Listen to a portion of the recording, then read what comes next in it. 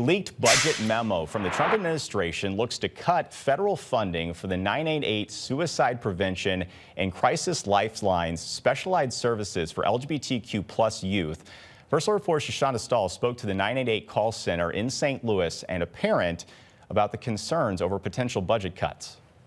Unfortunately, I'm not surprised. This administration is very bent on erasing all LGBTQ people. Susan Halla runs Transparent, an organization for parents of transgender children. Halla says her son, who is transgender, experienced suicidal thoughts himself. Resources like 988 being available at your fingertips, she says, are crucial. You don't know if this is going to happen in the middle of the night when you need services, if this is going to happen when you don't have other resources available. To have these call lines is incredibly important. The LGBTQ plus youth one is what's called a subnetwork within the 988 system, providing those specialized services. When someone dials 988, they can then press the number 3, and it will bring them to one of those specific clinicians. The issues facing the LGBTQ community are in many ways very different, especially given the current climate, that somebody who is specifically trained in this or somebody who is also a peer,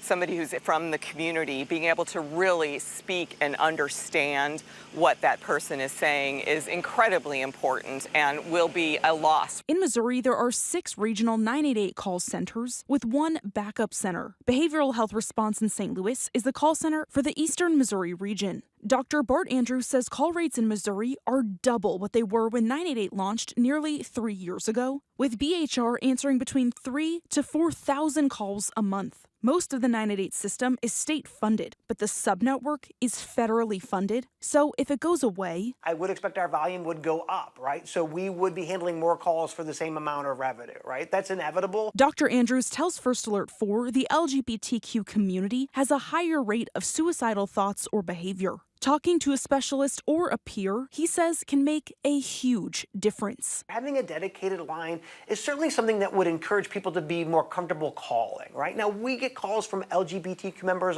on the general 988 line all the time.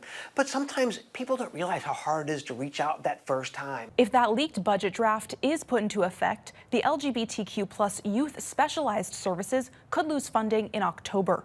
Dr. Andrews is encouraging anyone who needs help to call 988 and remember that you matter.